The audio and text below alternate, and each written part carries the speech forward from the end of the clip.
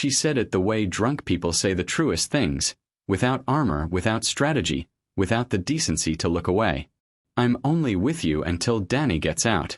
He's the love of my life. You know that, right? She was asleep before I could answer.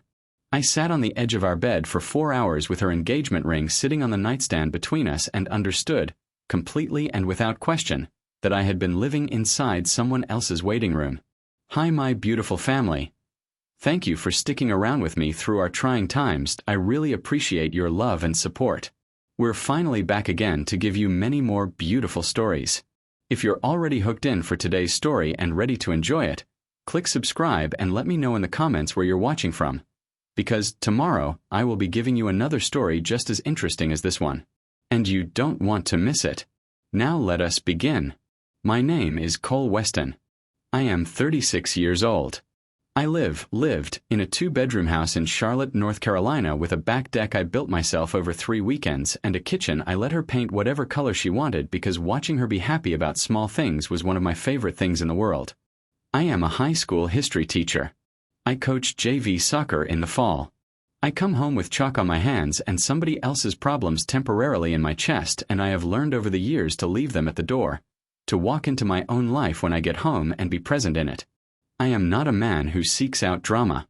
I have always believed that a quiet life built with intention is worth more than a loud one built for an audience. I met Amber Pruitt at a work conference in Raleigh 2.5 years ago. She worked in hospital administration. She was sharp and funny and had a way of saying exactly what she thought without making you feel judged for thinking differently. She was beautiful in the specific way that some women are beautiful. Not performing it, just carrying it like something she had long since stopped thinking about. We dated for 16 months. Then I proposed on a Thursday evening on the back deck I had built. No special occasion, just a regular Thursday with cold beers and the last of the summer light. Because I had decided that the right moment was any moment I was certain, and I had been certain for a long time. She said yes. I want to be honest about what I knew and what I chose not to examine. Amber went quiet sometimes in ways I could not name. Not unhappy, just briefly elsewhere. Like a woman whose thoughts had traveled somewhere I did not have access to. She was careful about her past in a way I attributed to privacy. When I asked about previous relationships, she would say nothing serious, nobody who mattered, and the way she said it was so practiced and so final that asking again felt like an intrusion. I noticed. I told myself everyone carries something. What I did not know, what I had no possible framework to suspect, was that Amber's past was not behind her. It was approaching. It had a release date. His name was Danny Marsh. I would learn this at 2:22 in the morning on a Friday in November when Amber came home from her friend Jess's bachelorette weekend unable to walk in a straight line and sat on the edge of our bed with her shoes still on and said the truest thing she had ever said to me. She was asleep within 5 minutes. I sat in the dark of our bedroom, the bedroom with the curtain she had chosen and the rug she had picked out and the photographs of us on the dresser she had arranged herself, and I looked at all of it. Then I looked at her. Then I took her engagement ring from where it had fallen on the nightstand and set it carefully beside her hand. And I sat with the specific silence of a man whose entire life has just shifted 3 inches to the left of where he thought it was standing. Have you ever discovered that the life you were living was built on something that was never entirely yours? Tell me in the comments. How did you find your way through it? She woke up at 8:47. I know the exact time because I had been watching the clock on the nightstand for 6 hours. Not sleeping. Not crying. Just sitting in the chair by the window with my coffee gone cold in my hand, watching the room get light. Amber sat up slowly, pressed her fingers to her temples, looked at the ring beside her hand on the nightstand and then looked at me across the room. The moment she saw my face she knew. Not everything, but enough. Cole, she said. Don't, I said. Not harshly. Just clearly. She was quiet. I need you to tell me, I said, whether what you said last night was true. She looked at the ring. At the window. At her hands.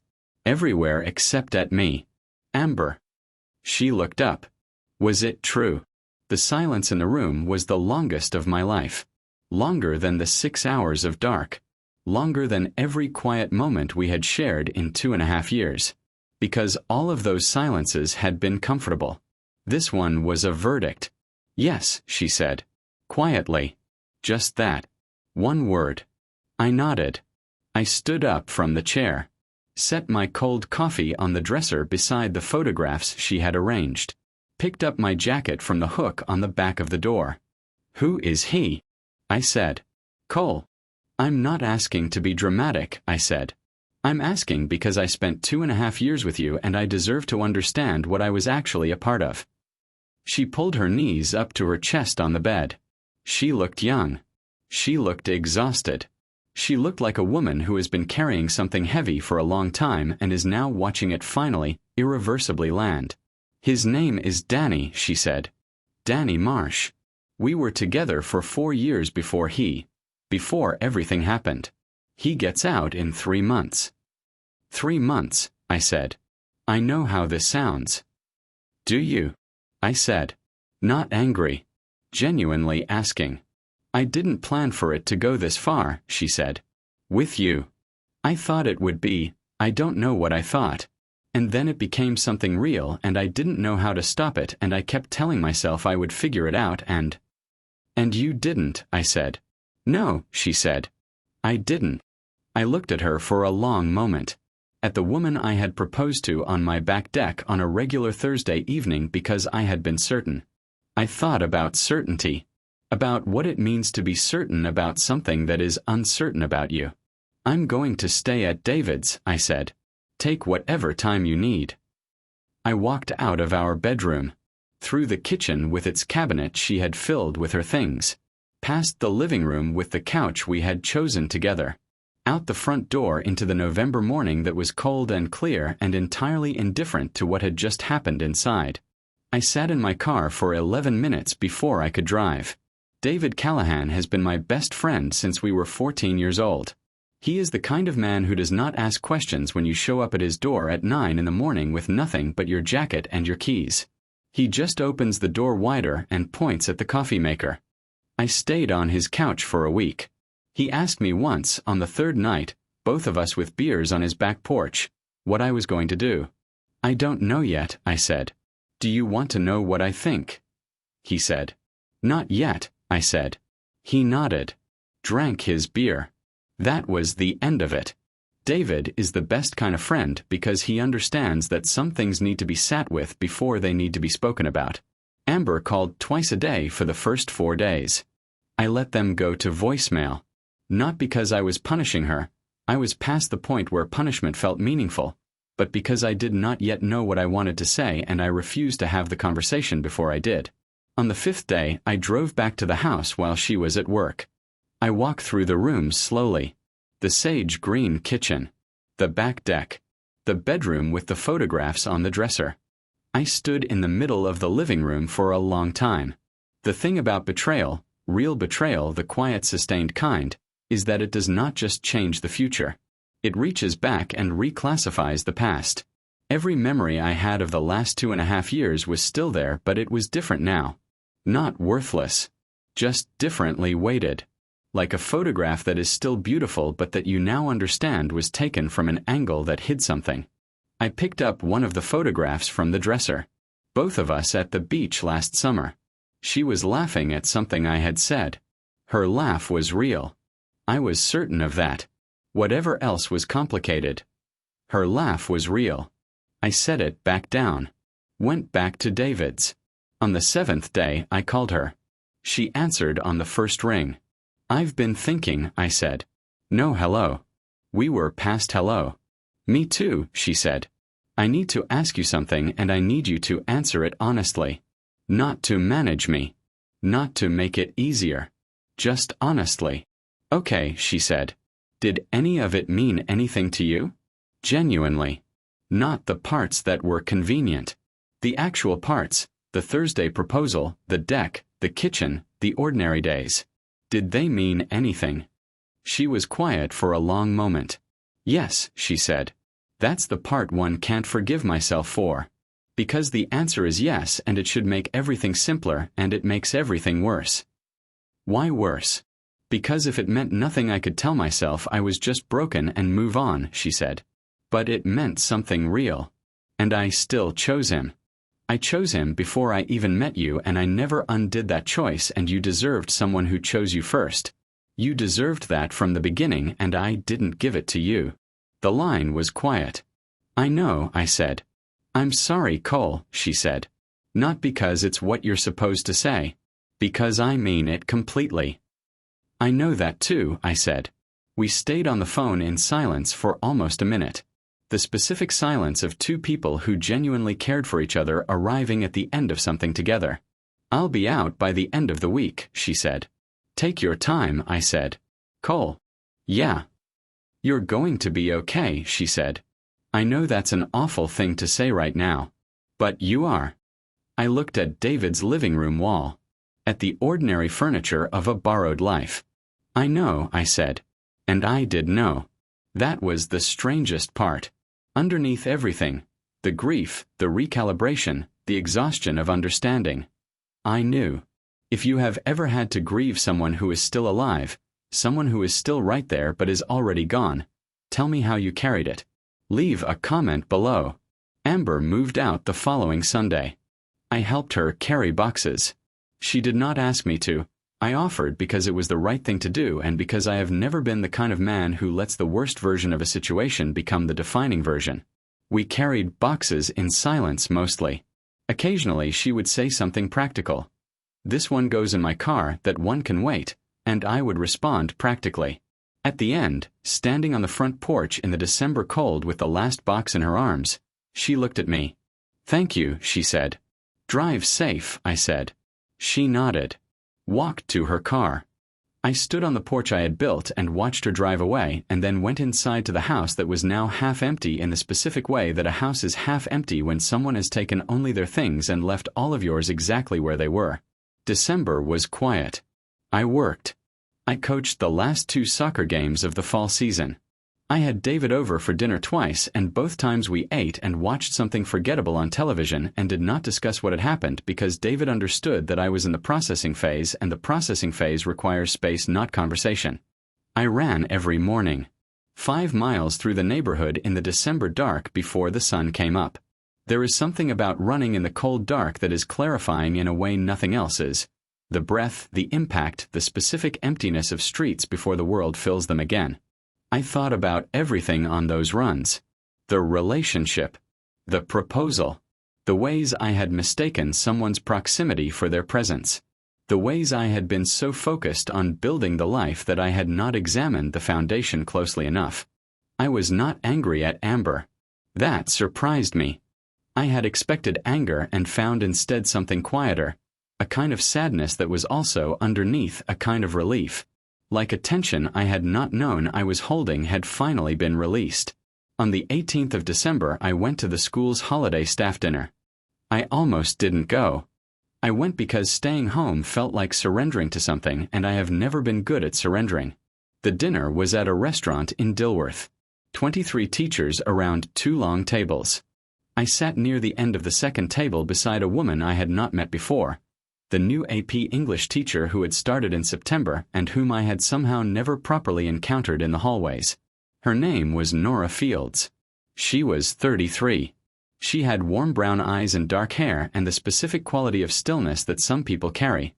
Not quietness exactly, but presence. Like she was entirely in the room she was in and not partly somewhere else. She asked me what I taught. I told her. She said she had always found history taught badly to be the most boring subject on earth and taught well to be the most alive. I looked at her. That's exactly right, I said. She smiled. Not performing it. Just doing it. We talked for 3 hours. January arrived, and with it the particular quality of a new year that has not yet decided what it is going to be. Nora and I had exchanged numbers at the holiday dinner. For professional reasons, she had said, because she wanted to do a joint unit on the literature of the Civil War period and needed a historian's input, and I had agreed, and we had both understood that professional reasons was doing a great deal of work as a phrase. She texted on the 4th of January. Still interested in the Civil War collaboration if you are. I replied within 30 seconds. Very much so. We met for coffee on a Saturday morning at a place near school. We talked about the curriculum for approximately 20 minutes and then stopped pretending the curriculum was the reason we were there. Can I ask you something personal? She said. Yes, I said. You seem like someone who recently came through something difficult, she said. Not broken by it. Just recently through it. Am I reading that wrong? I looked at her across the coffee table. At the directness that was her most consistent quality. Not aggressive, just honest. The kind of honesty that treats the person it's aimed at as capable of receiving truth. No, I said. You're reading it exactly right. I told her. The outline of it. Amber, the night, the word that unlocked everything, the boxes on the porch in December. I told it without self-pity and without performance, and she listened the way she always listened. Completely, without filling the silences with premature comfort. When I finished, she was quiet for a moment. I had something similar, she said. Different details.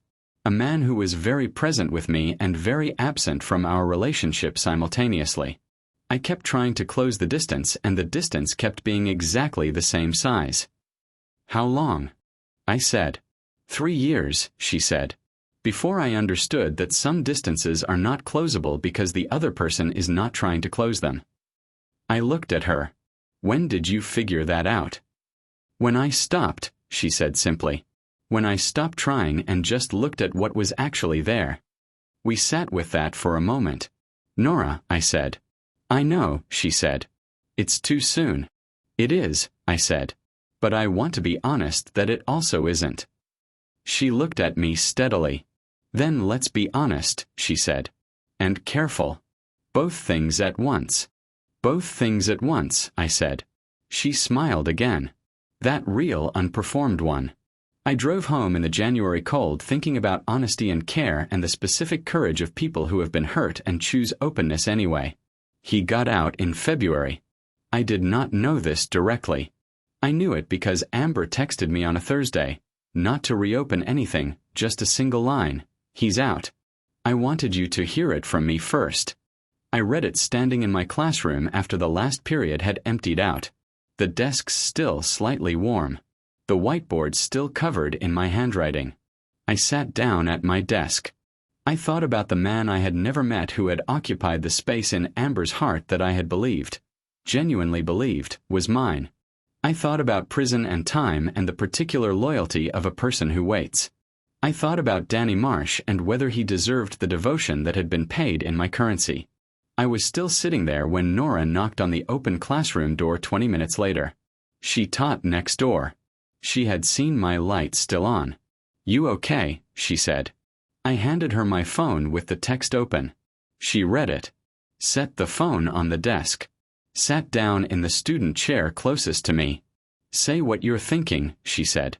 I'm thinking, I said slowly, that I spent 2.5 years being certain about something that was never certain about me. And I keep trying to be angry about that, and what I feel instead is tired. Just tired. That's not just tired, she said. That's grief. I know, I said. And underneath it, she said. I looked at her.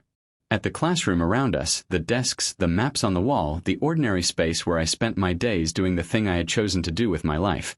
Underneath it, I said. I'm sitting here and you knocked on my door and I am, despite everything, genuinely glad you did. She held my gaze. Me too, she said quietly. We sat in the empty classroom in the February dark for a long time. Not filling the silence. Just being in it together. That was its own kind of answer. Then she stood up and said she had papers to grade, and I said I did too, and we walked out of the building together into the cold parking lot, and she squeezed my hand once before she got in her car. Brief. Certain. Entirely intentional. I sat in my car for a moment before starting it. Then I drove home through the February dark feeling lighter than I had felt in months. March arrived slowly the way March does in Charlotte. Cold still, but with the occasional day that hints at something warmer coming, like a promise being made in pieces. Nora and I had been, carefully, honestly, both things at once, building something. Dinners. Long conversations. The joint Civil War unit that had become genuinely good, and that the students had responded to with the specific enthusiasm kids show when they can feel that the people teaching them actually like each other. David met her in early March at a dinner at my house. He shook her hand, looked at me over her shoulder with an expression I recognized, the one that means this one is different, and spent the rest of the evening being the best version of himself. After she left, he sat back in his chair and looked at me. "Cole," he said. "I know," I said. "You're sure," he said. "More sure than I've been about anything in a long time," I said. Which I understand is either a good sign or a warning sign. "It's a good sign," he said. "Because this time you're sure about someone who is sure about you. That's a different thing entirely." I thought about that. About the difference between certainty that is mutual and certainty that is only yours. About the specific loneliness of the second kind. I called Nora that night after David left. She answered immediately. "David approved," I said. She laughed. "How could you tell?" He looked at me the way he looked at me when I told him I was going to build the deck myself. Like he thought it was probably a good idea but was reserving judgment until he saw the finished product. "And the deck turned out well," she said. "The deck is excellent," I said. "Then I'll take it," she said. I was quiet for a moment. "Nora," I said. "Cole," she said.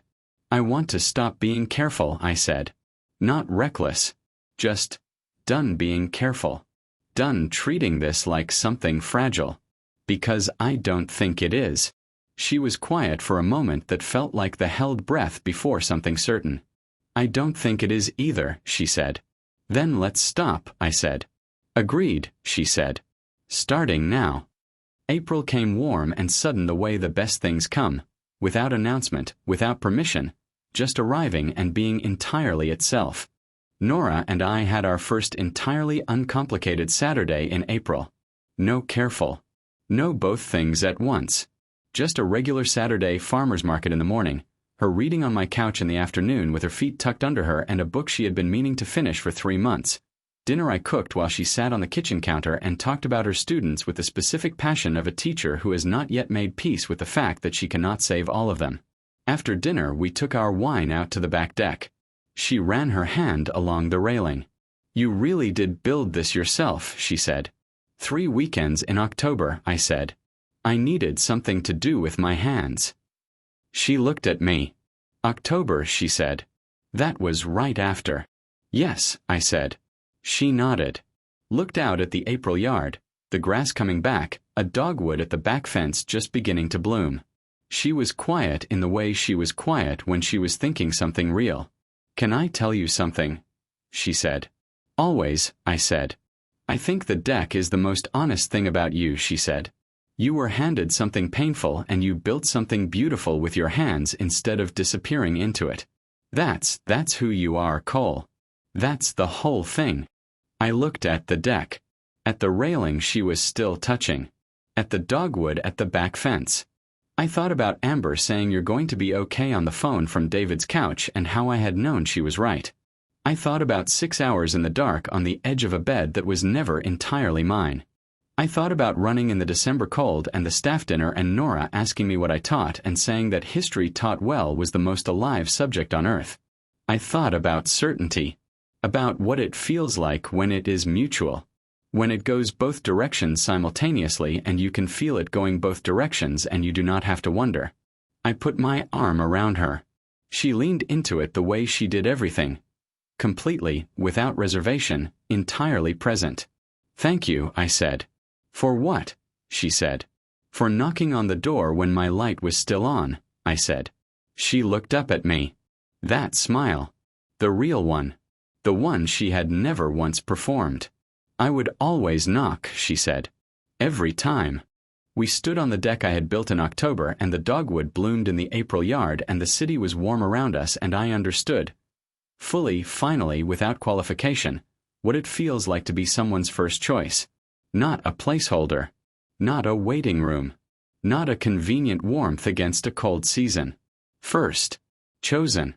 Stayed for. That is a different thing entirely. And it is everything. If someone has ever chosen you, truly, firstly, completely chosen you, tell me about them below. Those people deserve to be celebrated.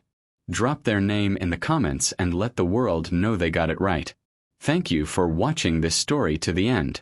If you enjoyed this story, you will surely love the next one. It's as crazier and more intriguing as you can ever imagine. So do check it out. Click on the image showing on your screen right now to watch the next one.